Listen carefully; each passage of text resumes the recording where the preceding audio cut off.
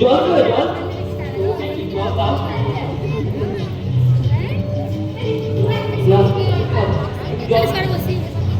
কিচ্ছু হয়নি কিচ্ছু হয়নি তুমি একদম একদম টেনশন কর তুমি রেস্ট নাও কেউ তোমাকে কিচ্ছু বলবে তুমি রেস্ট নাও কি হয়েছে আমাকে একটু বলুন না ও কেন এরকম করছে কি করেছে ও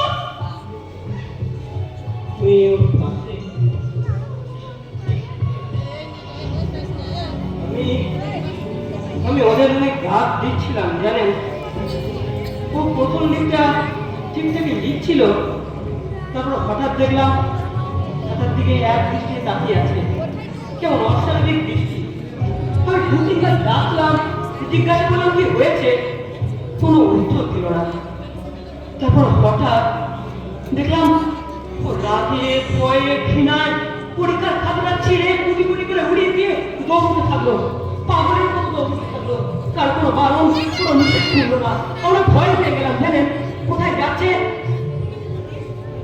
আচ্ছা ওর কি আগে কখনো মানসিক সমস্যা হয়েছিল না আমি কিছু মনে করলেন না ওর এই লক্ষণটা কিন্তু কি বলছেন স্যার আপনি ও তো একটা সম্পূর্ণ সুস্থ ছেলে আপনারা তো কয়েক বছর ধরে দেখছেন সেরকম কোনোদিন দেখিনি কিন্তু আজকে এই ঘটনাটা দেখুন ওকে এখন কিছু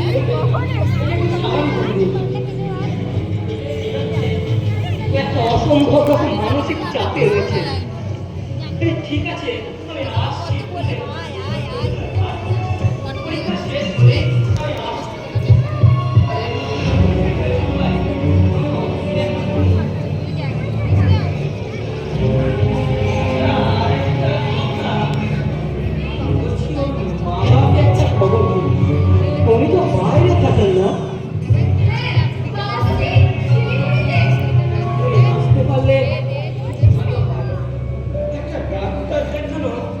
ঠিক আছে বিকেলে এসে কথা হবে আমি এখন আসছি পারলে ওকে একটু ঘুমোতে বলুন দুশ্চিন্তা করবেন না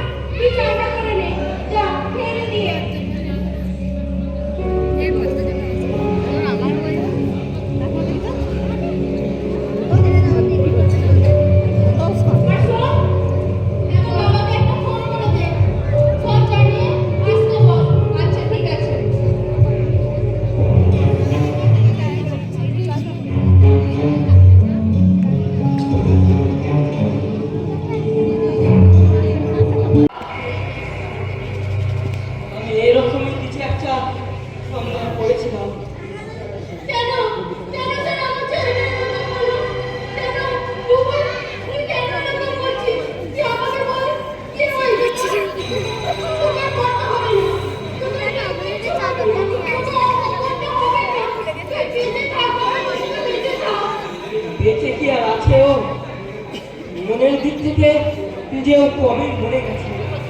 আমরা কেউ বুঝতেই পারিনি সে আমাদের ছেড়ে কত দূরে চলে গেছে। আমরা তো ওকে সারাক্ষণ চোখে চোখে রাখি। নজরে রাখেন না, ওরা চাপে রাখেন।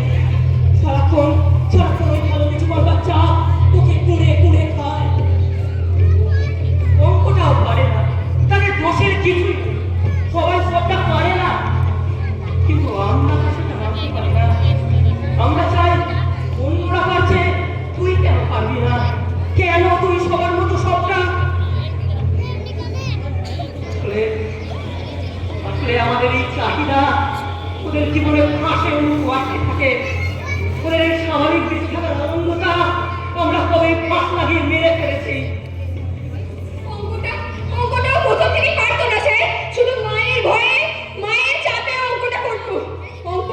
অঙ্ক করতে বললি মনে কেমন একটা আতঙ্কে থাকতো সে, আতঙ্কে থাকতো।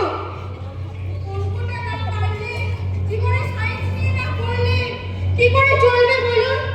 ভবিষ্যতের ভাবনা তো আমরাও ভাবি বলুন। এখন তো জানেন এই সমাজের অবস্থা, এই চাকরির অবস্থা, কি করে খাবে বলুন তো? তখন তো বুঝিনি যে আমার ছেলেটা এইভাবে। আমরাই বা কতটা বুঝি বলুন? ওদের বিশাল মনোজগতে আমরা কতটুকু প্রবেশ করতে পারি? ওদের ভবিষ্যতের ভাতের কথা ভেবে বর্তমান থেকে যে ফাঁস লাগিয়ে মেরে ফেলেছি।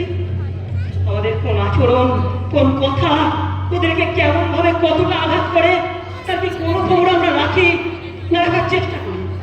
এই শিক্ষা ব্যবস্থা, চাকরির কম্পিটিশন, ভালো ভালো নম্বর তোলার জন্য বাবা মা শিক্ষক শিক্ষিকার প্রতিনিয়ত চাপ ওদেরকে যে মনের দিক থেকে একেবারে ভেঙে গুড়িয়ে দিচ্ছে, আমরা কেউ তা জানতেই পারি না।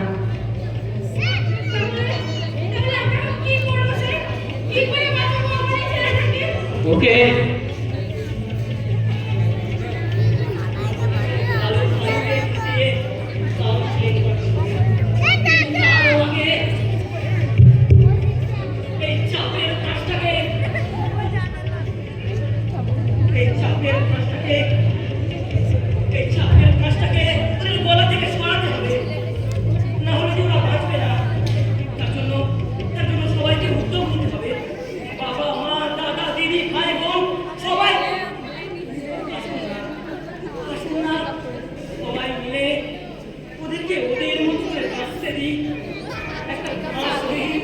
সাধারণ স্বাভাবিক জীবন ওরা উপভোগ করুক, ওরা বাঁচুক।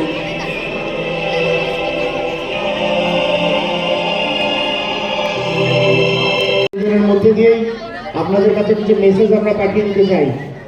শুধুমাত্র ডাক্তার, ইঞ্জিনিয়ার বা বড় চাকরি পাওয়াটাই জীবন নয়। ওদের কাছে এসে ওদের মতো করে একবার ভাবুন।